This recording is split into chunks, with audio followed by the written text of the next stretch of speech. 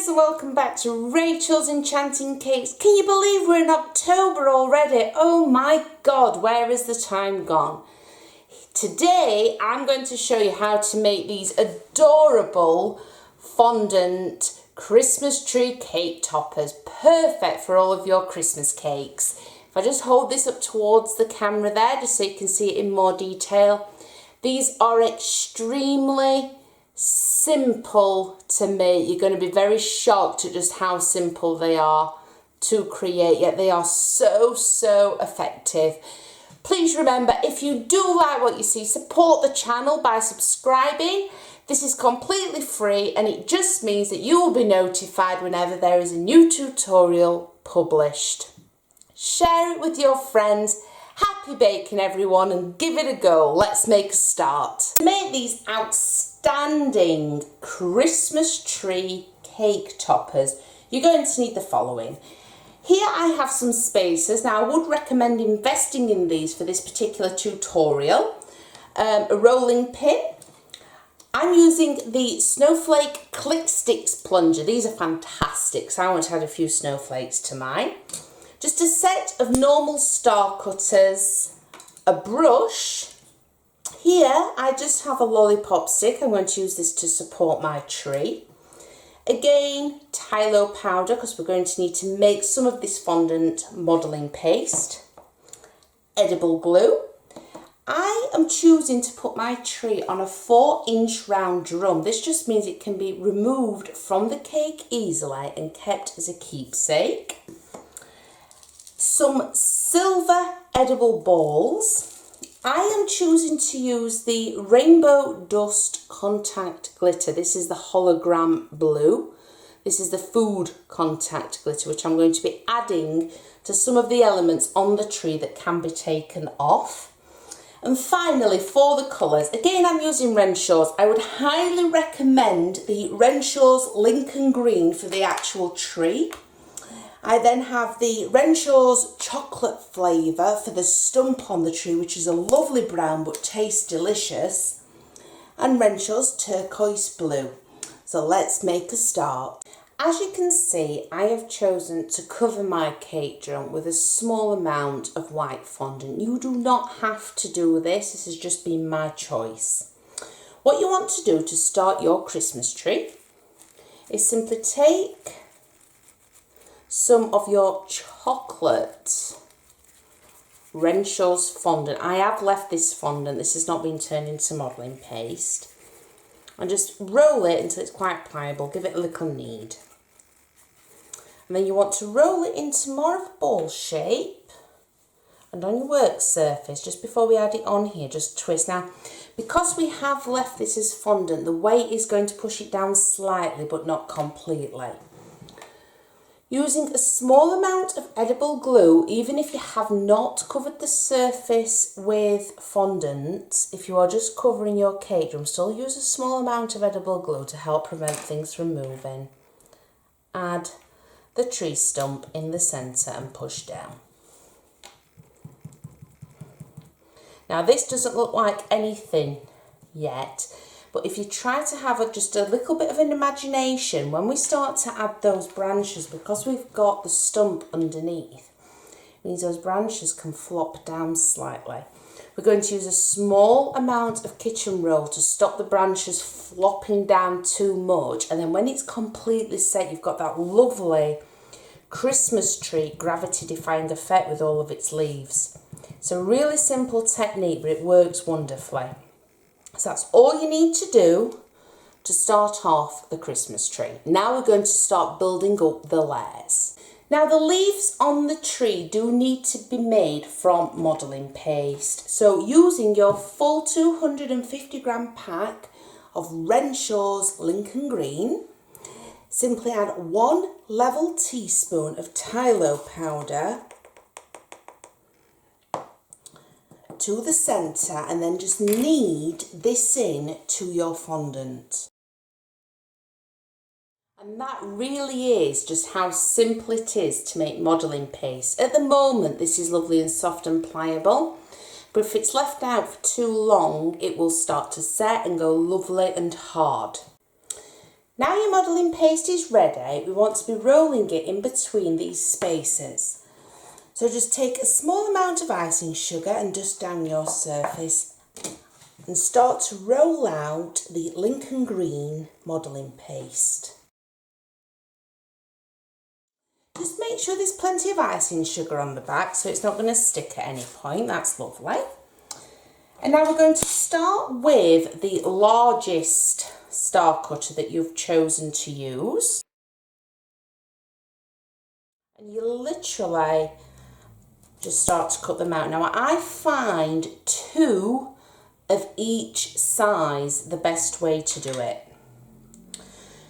I am going to leave these on this board for a while, just whilst they start to set. I'm not going to let them set completely because I want that gravity defying shape on my Christmas tree.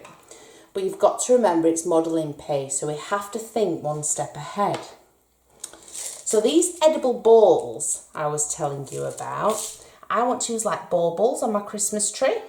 So if you just apply a small amount of edible glue, do this for each star shape, before the modelling paste just starts to set a little, it makes life so much easier. And then you can just push them in and they will just gladly set in there.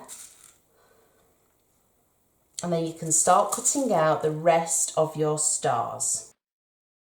So before I just cover these, I just want to show you how many I have here. Remember I said 2 of each.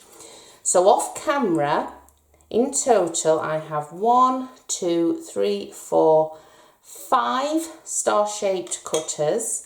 And I am literally going to cut out 2 of each of these in total. So that will mean 10 layers for the whole of the Christmas tree. I will continue to cut these out off camcorder and then show you what I have left on my board before we start to assemble the actual tree. So this is what you're aiming to achieve. If you want to make any extra, you always can. It will just mean that your tree is higher. So what we want to do now, adding a small amount of edible glue to our tree stump, we want to pick up one of the largest. Now you can see they are still floppy. Place it on the tree stump first and just align it with the drum. Now you see that lovely effect it's got going down. We do want to keep that, but we don't want it to go too far down. So if you just get some kitchen roll and roll it up really tight, you can place this just around the base of the tree, and we'll take this away when all of that modelling paste is actually set. And then you add your next layer. But this time we're not going to be adding it bang on top the same way. You want to twist it slightly so that it does resemble more of a tree. And you literally continue to build up your tree, starting with the largest size. We're going on to the smaller one now. And continue until we get to about there. So you should have 4 pieces left. Why have I stopped? Let me just zoom in slightly for you. First of all, the reason being, I now want to add the lollipop stick that I mentioned at the beginning of the tutorial, and I'm literally going to push this straight down the centre. Now as you can see, my lollipop stick isn't very tall, so I want to get it in there before I add anything else, and that's just going to help keep all of this tree together whilst it sets properly. A little bit more edible glue, and then we'll add our final few layers.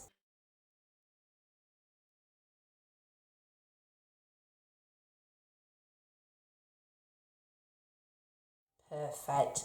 Now, it's not going to look like much whilst all of this kitchen roll is still on the base, but I am going to hold it to the camcorder just so that you get the idea. What you want to do with this now is either just leave it overnight, or to speed up the setting process, place it in your oven with the oven light on, or even better, if your oven goes up to 30 degrees centigrade, it's just like a heat wave. Not 50, that will melt the sugar. 30 degrees centigrade.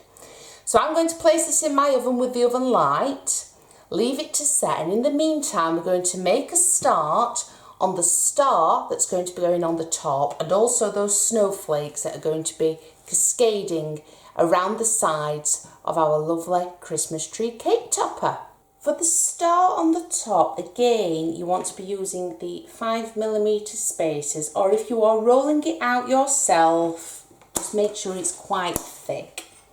I'm using the smallest cutter that we use to make the actual tree, and just cut out your star from your turquoise blue. Now this can actually be in fondant, even though it's going to be sticking out of the actual tree, or you can turn it into modelling paste. It's completely up to you, but it's quite thick.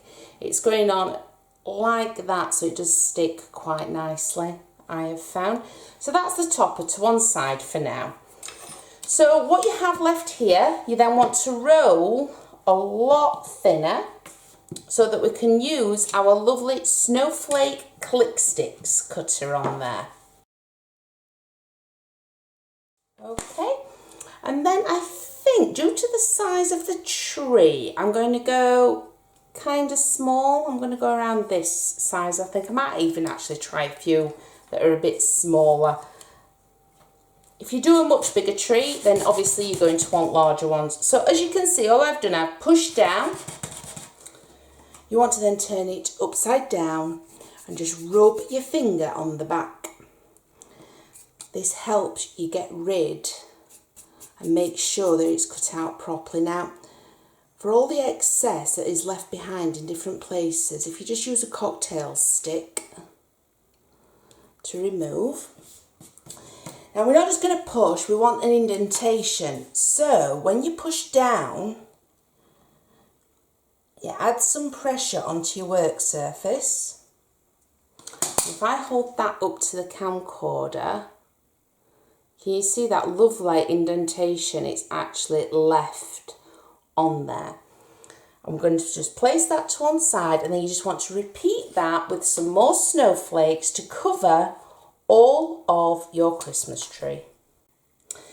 To add the glitter, you want to first of all get two separate brushes, and I would highly recommend placing what you're going to add glitter on some kitchen roller, because it's a nightmare to clean up.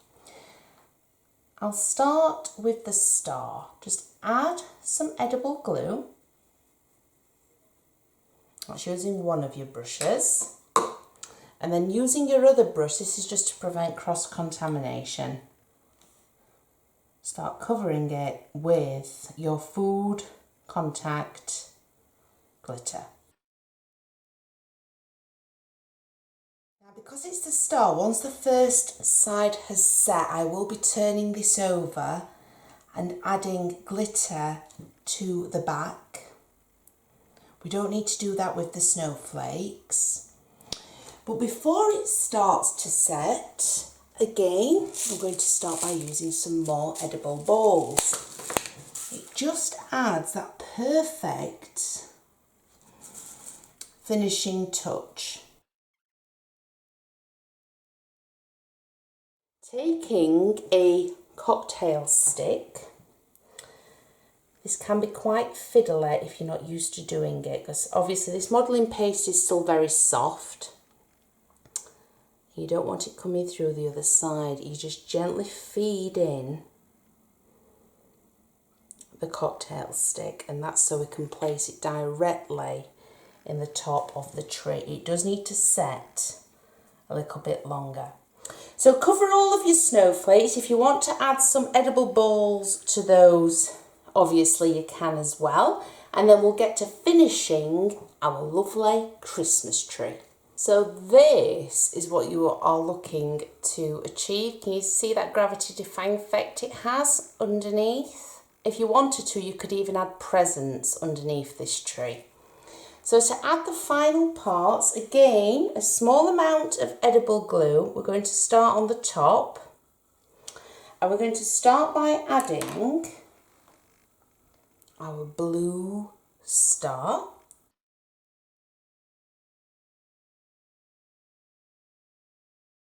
And push it down gently, just like so. If I just pop that at an angle again, just so that you can see what we're aiming to achieve. Now, you can see a little bit of that cocktail stick. So all I'm going to do for that, again, using my edible balls, we've already got glue on top of here, is just place one on the front, but also one on the back. That's perfect. And now it's just a case of adding the smaller ones to the side. Now these aren't going to take much at all. They are very fragile. You just add some glue to the back. You are going to get covered in glitter, by the way, whilst you're doing this. And just place them randomly onto your tree.